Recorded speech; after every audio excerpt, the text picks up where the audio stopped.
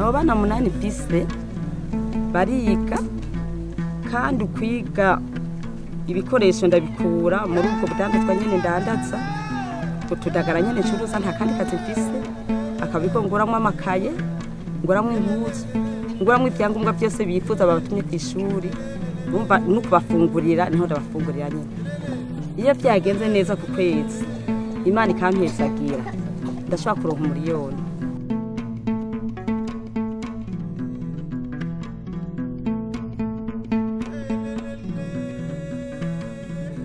La pêche occupe une place importante dans la vie économique et sociale des populations au Burundi. Le tiers de la consommation en protéines animales dans le pays provient du poisson et le secteur emploie plus de 100 000 personnes.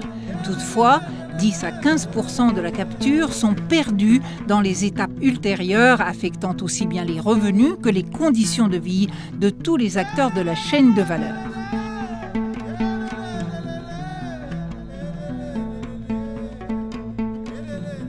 Imbere y'umwaka w'ibihumbi 2004 aha mu Burundi hose ku myeha yose uko 18 abadandaza bararangura indagara bakazanikira hasi ku musenyi mwivu.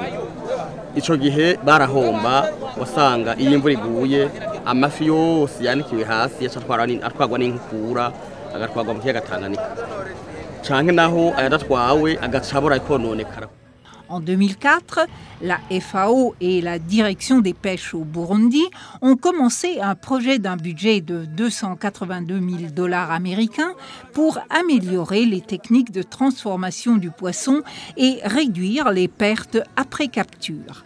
Le projet n'avait duré qu'une année, mais il a été un tel succès que ses résultats ont été largement reproduits dans de nombreux sites de pêche au Burundi. Une production cinématographique a alors été recommandée pour le partage de ses impacts et pour être une source d'inspiration pour d'autres projets en cours ou futurs.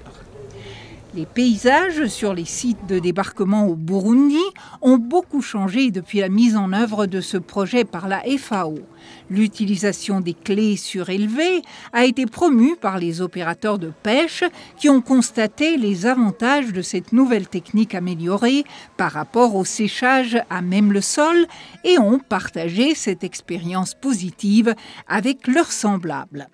Jena aboneye ku bantu b'amashirahamwe bari mu mashirahamwe kangura kubona ko ari vyiza kwanikira ku buyungiro imboga zitafata ubucafu nanje numva ndabikunze rero aho nagenda gucururiza hose narondera ahantu hari ubuyungiro mugare kubera abantu babona nitungana nta mitahe benshi dufise tuzatura natwe titwokoresha ibintu by'ibifiriyumu nivyo byibi mubona vyibi nta bucafu bifise tuzatura ko twobyanikira ko natwe kugira tugwanye bwa bucafu bwo hasi twavuyemo.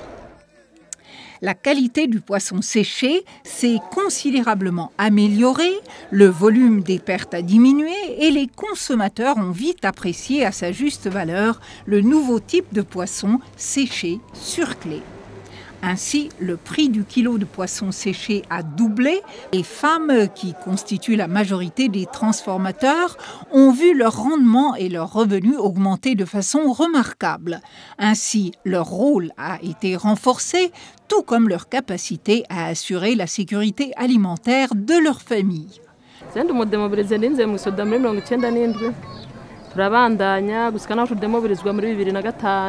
Umwana wanze ajya kubera urudagara umwana wanze yambara kubera urudagara kuko nico ndandaza nta kindi kintu mfise ndandaza.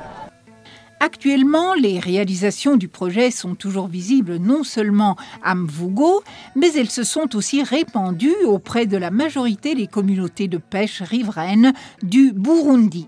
Qu'est-ce qui, en fait, a été à la base de cette dynamique du projet? C'est le mécanisme institutionnel qui a été mis en place lors de la clôture, lors de la fin du projet.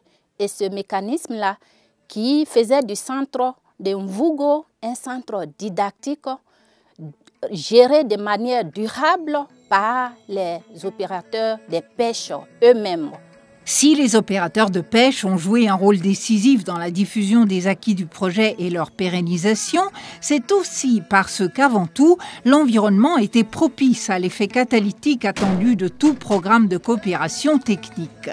Un haut cadre de l'administration burundaise explique le rôle joué par le gouvernement burundais dans ce sens. Le gouvernement a systématiquement intégré l'innovation des crédits surélevés dans ses actions en faveur du secteur des pêches, y compris les projets humanitaires de développement. Il a aussi soutenu la dynamique dans les communautés, c'est-à-dire l'intégration des communautés locales. Même dans la gestion de ce projet, il y a une approche participative avec les communautés pour faciliter tout le processus visant à prévenir d'éventuels conflits et aussi l'inéquité liée à l'utilisation des intrants de production. Notre plan national 2012-2017 a spécifié le volet pêche et pisciculture comme un des piliers qui pourra nous aider à remplir notre mission de nourrir la population et surtout avoir une alimentation équilibrée. La goutte d'innovation liée à la diffusion des clés surélevées a produit une grande vague d'amélioration des conditions de vie des opérateurs de pêche le long du lac Tanganyika. Le succès de l'innovation en a fait une incontournable source de revenus dans le pays. Toutefois, une question essentielle mérite attention dans la perspective d'un développement à long terme de la filière dans son ensemble. C'est celle de veiller à ce que l'exploitation à large échelle par les propriétaires de clés de séchage plus puissants ne crée les conditions propices à une marginalisation des petits opérateurs de pêche. Surtout ceux qui ne disposent pas de capacités suffisantes pour suivre la procédure administrative d'acquisition de lopin de terre pour l'installation de clés ou ont un accès limité aux ressources productives nécessaires.